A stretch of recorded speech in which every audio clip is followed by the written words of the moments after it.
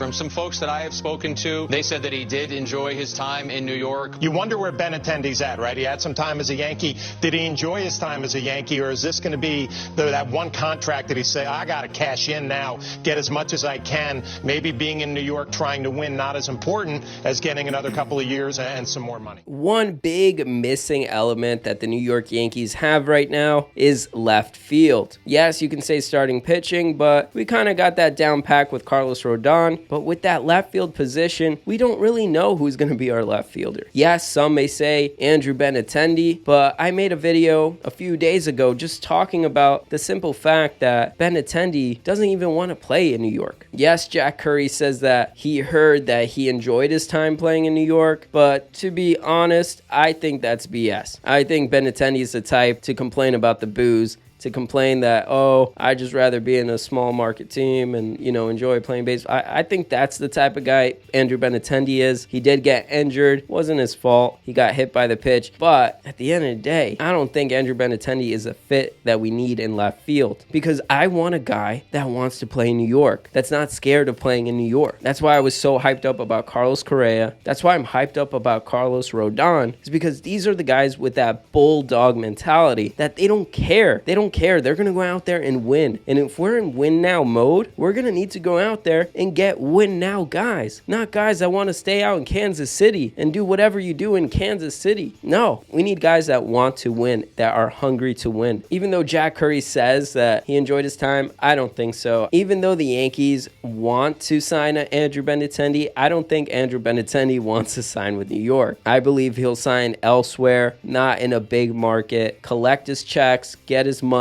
be happy playing non-contending baseball, and that'll be the end of Andrew Benintendi. Now, our next option is Bryan Reynolds. Some of you guys love Bryan Reynolds. I don't really see the hype with Bryan Reynolds too much. He's just a normal average player, I feel like. Just a okay player. And maybe some of you might agree with me when you hear this next thing. Ken Rosenthal reports that the trade price to get a Bryan Reynolds on your team is going to be exceedingly high. It's going to take a Soto type trade package, a Juan Soto type of trade package. That is crazy. You know what it took? Every single team threw out all of their best prospects to try to get a Soto. Even the Yankees threw out Volpe, Peraza. I mean, the Washington Nationals weren't even interested in Volpe. It goes to show you that it's not going to be easy to get a Bryan Reynolds from a Pirates, especially after the fact that the Pirates have full-on leverage. They don't need to send this guy out. It doesn't matter if Bryan Reynolds says, oh, please, I actually want to request a trade. That's not how it works. It's up to the Pirates. And will a team cough up that huge package deal? I think it's very unlikely. And on top of that, I don't expect a team to give a Soto-type trade package for a Bryan Reynolds. It's not worth it. It's not. He's not Juan Soto. He didn't win a championship. He didn't bring his team over there. He doesn't have his own shuffle. He's not a Juan Soto. So it's not worth it. Bryan Reynolds is out of the question for me. And on top of that, the Yankees don't want to move a Volpe, a Peraza. They don't want to move those guys. They made it very clear with not pursuing Carlos Correa that they got those rookies there that can go out there and do the job. Why would we even pursue a Bryan Reynolds if we don't want to give up those young guys, which the Pirates are going to ask for? On top of that, you have teams like the Boston Red Sox. After losing Xander Bogaerts, they're actively looking in the trade market. At least that's what Chad Jennings is reporting. And guess where they're looking? Bryan Reynolds and many other potential fits. But Bryan Reynolds is on their top list. So at the end of the day, I say let him go to the Red Sox, let him go to whatever team, let them deplete their minor league system to get just a okay baseball player. He's not that special to me. Now, who exactly can fill that left field position? Because we're still not knowing, right? I eliminated Andrew Benintendi. I eliminated Bryan Reynolds, which those would be the preferred names. I would want a Benintendi, but I don't want a guy that's just doesn't want to play here. If all of that's true, then I don't want that guy. And then you got Bryan Reynolds. I'm sure he would be awesome there, but I don't want to give up the whole minor league system for just a Bryan Reynolds. So could the Yankees go with an Oswaldo Cabrera? Possibly. Could they just go and get a Giancarlo Stanton and just have him trade off spots with Oswaldo Cabrera, and that could be the cheaper route? I see that realistically being more of an option. Yes, the Yankees could go out there and trade with the Arizona Diamondbacks, get one of their guys and get a good deal for that. which could be realistic as well, the Yankees have also looked into Max Kepler from the Minnesota Twins. He's also a solid option as well that the Yankees have been known to have interest on. Could that be a decent solution? Yeah, I mean, I would take a Kepler, but then again, I wouldn't be mad if the Yankees just went the route of Oswaldo Cabrera and Giancarlo Stanton, because I totally understand. Getting a BENINTENDI who's going to be like the only outfielder left and the most sought after, I don't want to pay that guy that much because he doesn't have that attitude. And then Brian Reynolds, I'm not trading anyone for Brian Reynolds. I'll understand if the Yankees decide, hey, look, we're just going to have our guys here, and then if there's a good piece in the trade deadline, then we'll see what we can do. Giancarlo Stanton is decent when he's playing out there and he can get his body moving, and he hits better when he's doing that. Is he more prone to getting an injury? Yes, that's the downside. But in Oswaldo Cabrera can switch off day to day with him, and that could work too, because I like Ozzy. But Ozzy also fills the role of DJ LeMahieu, and DJ's still injured, and so we got to see how he recovers and how everything turns out with him, because right now Oswaldo is our utility man, but I could see Ozzy filling in on left field and helping us out. But I'm really curious to see what you guys think. What is your solution to our left field problem? Who exactly could we fit out there that could be such an impact bat or a defensive fielder that we can be like, damn, now this is the team that we were waiting for? And I'm just going to throw it out there. Brett Gardner. No, I'm just kidding.